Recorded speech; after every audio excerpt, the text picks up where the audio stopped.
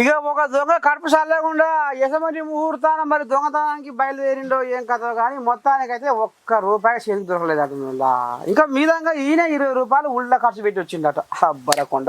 ఇక ఆ దొంగ కడుపు అంతా కుమ్మరమై మురుగుతుందిలా. ఇక చూడు ఎట్లా ఉందో భాగవతం. ఊరేకో ఆరిరమాను కింద బూరెలమాను ఇరగబడ్డట్లే తయారైందిగా ఈ దొంగ పనితనము. మరి ఎందురా రంగారెడ్డి జిల్లా మహేశ్వరంలో అర్ధరాత్రి పూట ఒక ఓటర్ల దొరబడ్డాడు దొంగ. ఇక ఏం సకదనం ఉందిలా, అందులో ₹1 కూడా చేతికి దొరకలేదట. అది గాలిచ్చిండు, ఇది గాలిచ్చిండు, అటు పోయిండు, ఇటు పోయిండు, వంటగదిలో పోయిండు, ఆ కౌంటర్ కాడికి పోయిండు, ఎక్కడ పోయినా ఏం చేసినా ఏమన్నా గింతనన్నా కసిగంద లేదట. ₹1 కూడా దొరకలేదట. ఇక ఏం చేయాలి ఎట చేయాలి ఆఖరికి ఇటు తిరిగి అటు తిరిగి దూప కొన్నాడట.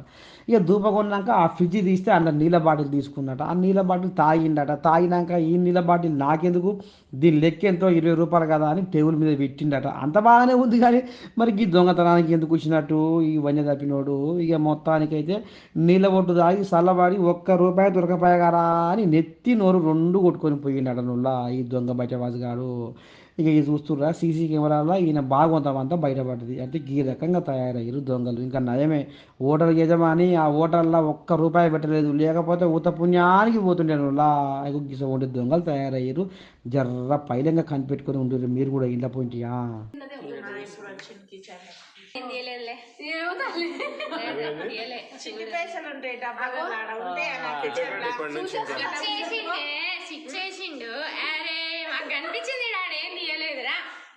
చూసుకోండి ఏం పెట్టకండి పైసలు చూడాలి కదా అది అట్లా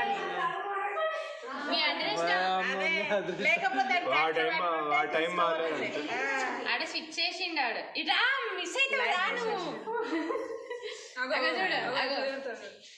చూడలేదు ఇటుంటే ₹1 లేదు ఎదరా సామె నీ బతుకదా కట్టిపోయిన నీకోసం వస్తా వాడి పైసలు వచ్చినా జేబులు పెట్టుకొని ఈడికొచ్చి కూడా ₹1 లేదంటే ఇంకేం దొరుకుతుంది నీకు బాటిల్ కూడా తీసుకుంటాడు. ఫ్రిడ్జ్ ఎత్తుకుతాడు. ఫ్రిడ్జ్ కూడా ఎత్తికినా ఫ్రిడ్జ్ తీసించాడు ఇప్పుడు.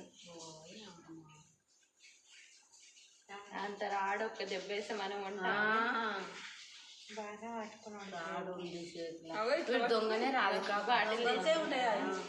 అవన్నీ అంత ప్లాన్ చెయ్యరు ఎవరు.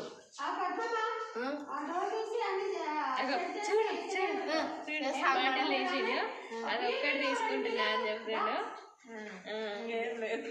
డబ్బులు అయితే లేవు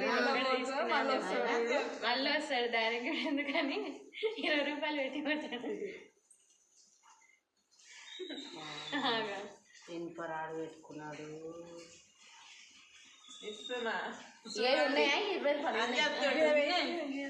అవును మీద వీడి ఫింగర్ ప్రింట్స్ ఉంటాయి కదా.